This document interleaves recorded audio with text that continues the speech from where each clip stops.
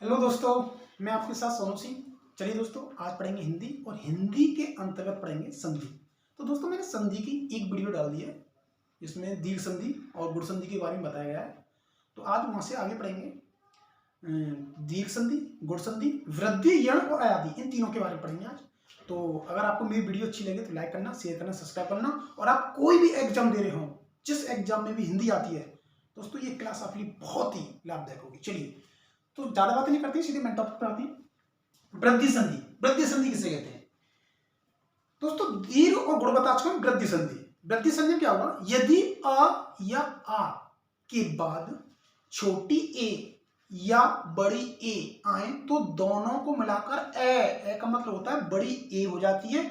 और यदि अ या बड़ा आ के बाद छोटा ओ और बड़ा ओ आए तो दोनों को मिलाकर ओ का मतलब होता है बड़ा ओ हो जाता है। अब इसमें वृद्धि संधि में सिर्फ दो ही वर्ण याद रखिएगा, बड़ी ए और बड़ा ओ। चलिए, वृद्धि संधि।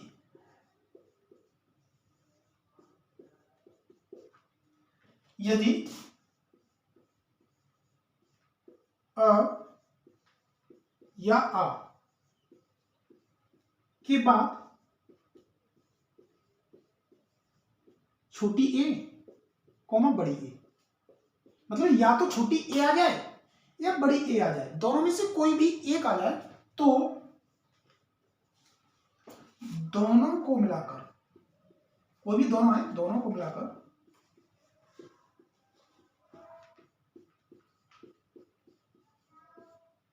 ए हो जाता है।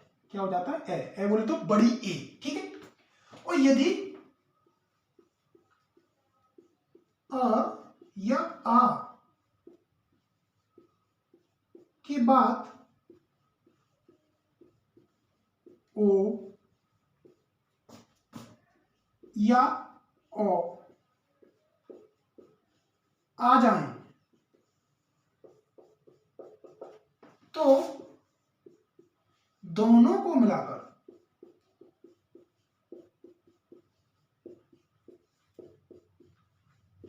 दोस्तों ओ हो जाता है। क्या हो जाता है? ओ हो जाता है। ठीक है, ये है आपकी वृद्धि संधि। ध्यान रखना, गुण संधि बताई थी मैंने एक चुटिया, मतलब छोटी है पे एक और छोटा हो। वृद्धि संधि दोस्तों आप दो चुटिया याद रखना, दो। यहां कहीं पे अभी डबल मात्रा लगी दिख जाए तो सोच लेना वहां पर वृद्धि संधि है। जैसे चलिए उदाहरण देखते हैं, जैसे कि सदैव,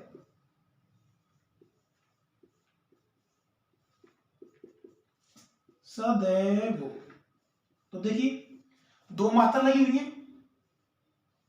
तो दोस्तों ये कौन सी संधि है? ये वृद्धि संधि है। कौन सी है? वृद्धि संधि। अब कैसे तोड़ेंगे इसे? सदा धन एव,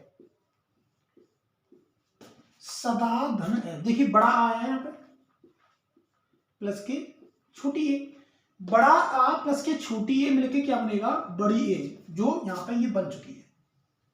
ठीक है, सदा धन ए बराबर सदैव। ठीक है, अब देखेंगे मतैक्य। चलिए एक और देख लेते हैं, मतैक्य। मतैक्य तो देखिए दो मात्रा लगी हुई है, अगर कहीं पे भी बीच में दो मात्रा या पर बड़े ओ की डबल मात्रा लगी हो तो सोच लेना वहां पर वृद्धि संधि है। तो कैसे बनेंगे? मत धन ऐक्य। तो देखिए अ प्लस के ए बराबर क्या हुआ है? ए हुआ मत है। तो ये होगी दोस्तों आपकी सदैव सदा धन एव मतैक्य, मत धन ऐक्य बराबर मतैक्य। तो ये होगी आपकी कौन सी? वृद्धि संधि। कौन सी होगी? वृद्धि संधि। चलिए और एक उदाहरण जान लेते हैं, आगे देखते हैं।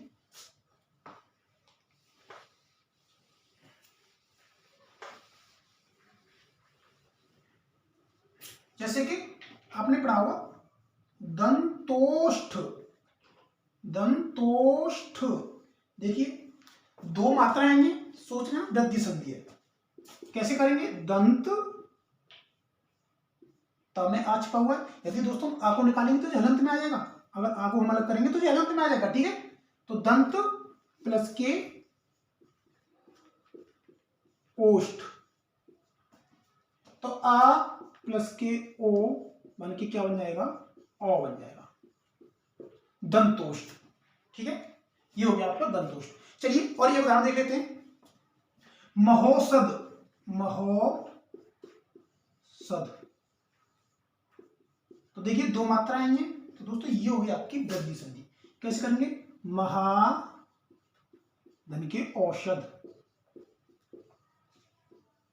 तो देखिए अ प्लस के ओ, आ और ओ मिलकर क्या हो जाएगा, बड़ा ओ। तो दोस्तों ये हो गई आपकी वृद्धि संधि। चलिए अब यहां से आगे और देखते हैं। अब पढ़ेंगे दोस्तों यड़ संधि। क्या पढ़ेंगे, यड़।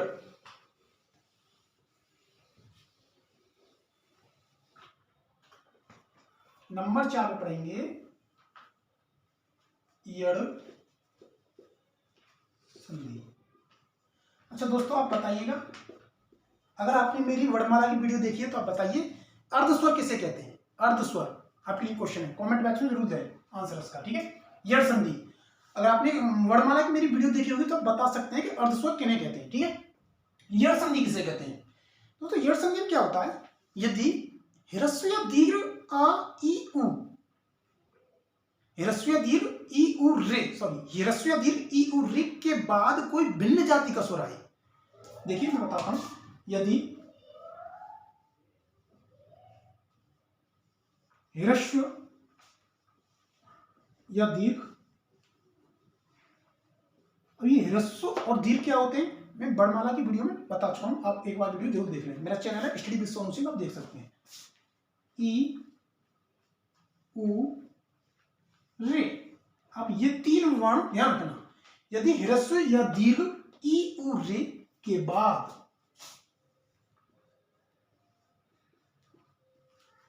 कोई भिन्न जाति का स्वर आए, क्या है, स्वर। भिन्न जाति बोले तो दोस्तों देखिए, यदि ह्रस्व दीर्घ ई उ रे के बाद यही स्वर नहीं आएंगे, ई उ रे मतलब इन्हें छोड़कर भिन्न जाति का कोई भी स्वर हो लेकिन ई उ री को छोड़कर और कोई भिन्न स्वर हो, तो वहां पे कौन सी संधि होगी, यण संधि होगी। मैं आपको फिर बार बता रहा हूं, बार बार बता रहा हूं, यदि ह्रस्व दीर्घ ई उ री के बाद भिन्न जाति का कोई स्वर आए, भिन्न जाति का कोई स्वर आए, तो वहां पे कौन सी संधि होगी, यण संधि होगी। ठीक है, चलिए आगे देखते हैं। जैसे कि मैं बताता हूं, स्वर आए तो देखिएगा, ई या दीर्घ ई प्लस कोई, भाई मान लीजिए पहले आपकी छोटी ई आ जाती है या बड़ी ई आ जाती है, प्लस के कोई भिन्न जाति का स्वर आ जाता है, भिन्न स्वर। ठीक है, अगर ई या ई के बाद कोई भिन्न जाति का स्वर आ जाता है तो ई का क्या हो जाएगा, ई या ई का हो जाएगा य, क्या हो जाएगा, य। ठीक है, यदि देखिए उ या ऊ के बाद कोई भिन्न जाति का स्वर आ जाए तो उ या ऊ का क्या हो जाएगा, व, उ या ऊ का क्या हो जाएगा, व। और यदि रार्षि के बाद कोई भिन्न जाति का स्वर आ जाए तो इसका क्या हो जाएगा, र। ठीक है, ये अंत में आएंगे। ठीक है, य व र हो जाएंगे, ये हुई आपकी यड़ संधि। अच्छा अब मैं ट्रिक बता देता हूं, मैंने दीर्घ संधि में ट्रिक बताई थी आपको, बीच में बड़ा आएगा या बड़ी ई आएगी, ठीक है, या बड़ा ऊ आएगा।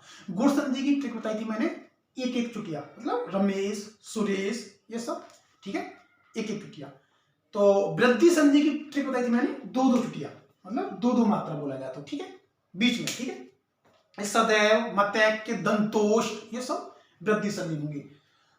दीर्घ गुण वृद्धि यड़, यड़ संधि में दोस्तों ध्यान रखना, जितने भी बीच में कटे हुए वर्ण आएंगे वो यड़ संधि में होंगे।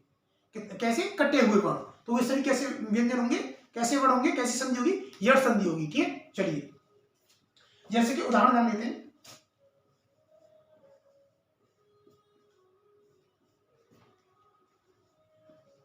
उपर्युक्त,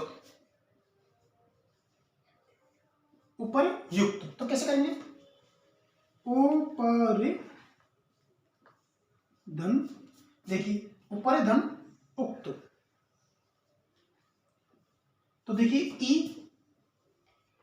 या पहले छोटी ई आई है प्लस ऊ, भिन्न जाति का स्वर आ गया। तो ई और ऊ मिलकर क्या हो जाएंगे, यदि ई के बाद कोई भिन्न जाति है, देखिए यदि ई या ई, तो ई आगे के बाद प्लस प्लस कोई भिन्न जाति का स्वर, देखिए कोई अलग ही आया है तो क्या बनेगा य। तो दोस्तों ई और ई दोनों में क्या बनेंगे य, तो तब बनाइए य यहाँ पे इसलिए आया है, ठीक है। या बनते ही जो छोटा ऊ है इसमें मात्रा जड़ जाएगी, ऊपर युक्त, ऐसे करके ऊपर युक्त हो जाएगा, ठीक है, समझे आप। चलिए एक उदाहरण बता देता हूं। अगर दोस्तों आपको लिखना है आप लिख सकते हैं, उतार सकते हैं। चलिए एक उदाहरण देख लेते हैं। देव्यागमन, देव्यागमन, तो बताइए कैसे, देखिए कटा हुआ है, आधा आधा बना है, तो सोच लेना कौन सी संधि है, यण संधि है। कौन सी है, यण संधि।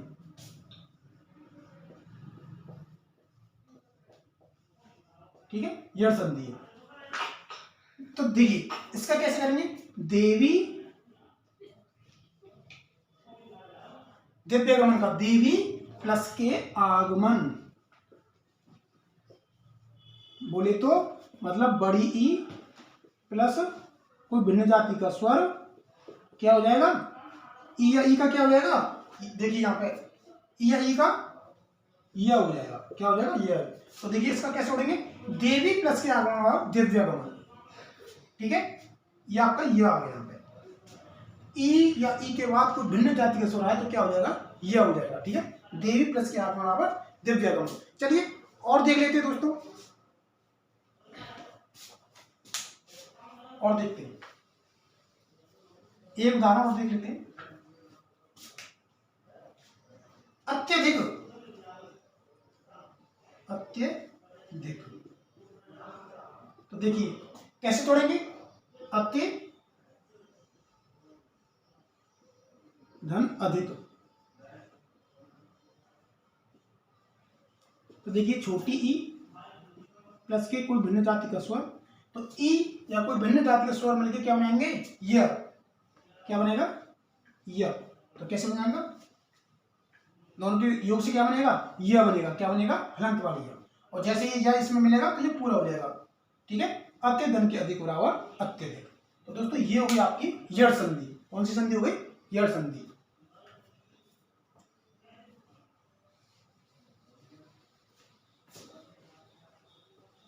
दोस्तों जो जैसे स्वर से मिलते हैं तो ये पूरे हो जाते हैं, ठीक है। य व र, य व र, जैसे किसी स्वर से मिलेंगे ना तो ये पूरे हो जाते हैं, ठीक है। चलिए आगे देखते हैं।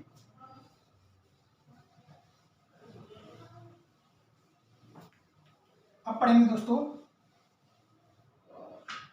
नंबर 5 पे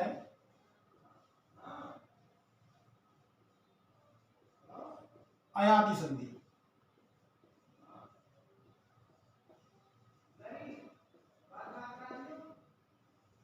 ये अयादी संधि क्या होती है, चलिए दोस्तों अयादी संधि में आप सिर्फ 5 वर्ण याद रखना, कितने, सॉरी 4 वर्ण, छोटी है, बड़ी है, छोटा हो और बड़ा हो।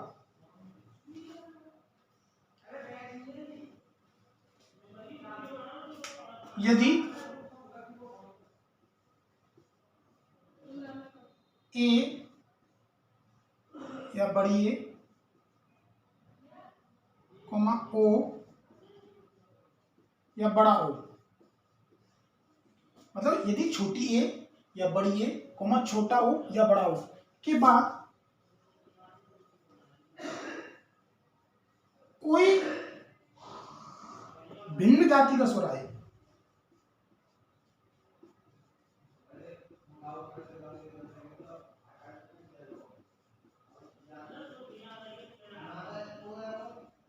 यदि छोटी ए बड़ी ए छोटा हो या बड़ा हो के बाद कोई भिन्न जाति का स्वर आए तो ए प्लस कोई स्वर, तो दोस्तों ए का क्या हो जाएगा, आय, आय, ए कोई भिन्न जाति का स्वर, कोई भी स्वर, तो इसका क्या हो जाएगा, देखिए छोटी ए का आया, बड़ी ए का हो जाएगा आय, आय, छोटा ओ कोई भिन्न जाति का स्वर, तो क्या हो जाएगा अब, और बड़ा ओ प्लस कोई भिन्न जाति का स्वर, तो क्या हो जाएगा आ। इसमें सिर्फ आप 4 वर्ण याद रखिएगा। यदि छोटी ए बड़ी ए छोटा ओ बड़ा ओ के बाद कोई भी भिन्न जाति का स्वर आए तो छोटी ए प्लस के कोई भिन्न जाति का स्वर, तो वहां पे हो जाएगा अय। बड़ी ए कोई भिन्न जाति का स्वर, तो वहां पे हो जाएगा आय। छोटा ओ प्लस के कोई भिन्न जाति का स्वर, तो वहां पे हो जाएगा अब। और बड़ा ओ प्लस के कोई भिन्न जाति का स्वर, तो वहां पे हो जाएगा आ। ठीक है, चलिए अब उदाहरण देख लेते हैं।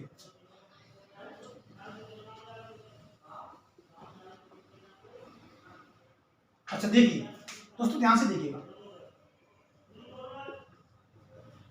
पवन, तो देखिए पवन, इसमें अब छुपा हुआ है। अब क्या छुपा हुआ है, मान लीजिए पापतिंग में से हम स्वर को निकाल रहे हैं, तो यहाँ पे आ जाएगा भाई प अनंत में प्लस अ, और यहाँ वर्ड जुड़ जाएगा अब प्लस के ना आगे। अब कब बनता है, अब कब बनता है, यदि छोटा ओ प्लस कोई भिन्न जाति का स्वर आए, कोई स्वर आए, तो वहां पे जो मिलने के बाद क्या बनेगा, अब बनेगा।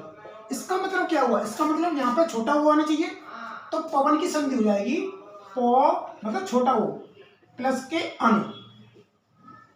देखिए ओ या ओ के बाद छोटा ओ प्लस के कोई भिन्न जाति का स्वर, तो दोनों मिलकर क्या बन जाएंगे अब। तो देखिए दोस्तों, ये बन गया आपका अब। प प्लस के अन बराबर पवन। चलिए और देख लेते हैं नायक। अब आप देखिएगा नायक आय, क्या छुपा हुआ इसमें, मान लीजिए ना में से मैं आ निकालूंगा आ और यह को जोड़ दूंगा यह प्लस के को, तो आय निकल के आएगा। आय निकल के आया नहीं। आय कब बनता है, यदि छोटी ए प्लस के कोई भिन्न जाति का स्वर, तो बनेगा अय, अय बनेगा अय। और यदि बड़ी ए प्लस कोई स्वर, तो क्या बनेगा आय। तो इसका मतलब क्या हुआ, तो यहां पे बड़ी ए आनी चाहिए, तो नायक की हो जाएगी नए भाई, तभी तो नए प्लस के अक, तो बड़ी ए प्लस की कोई भिन्न स्वर, तो तभी तो आपका आय आएगा। तो क्या बन जाएगा न प्लस के आय प्लस के को, ये अनंत में हो जाएगा, ये से जुड़ेगा, तो ये बन जाएगा ना य को, नायक। समझे। चलिए एक उदाहरण देख लेते हैं। शयन, नाविक, ये सब संधियां नाविक। चलिए इसे भी देख लेते हैं, नाविक। ठीक है।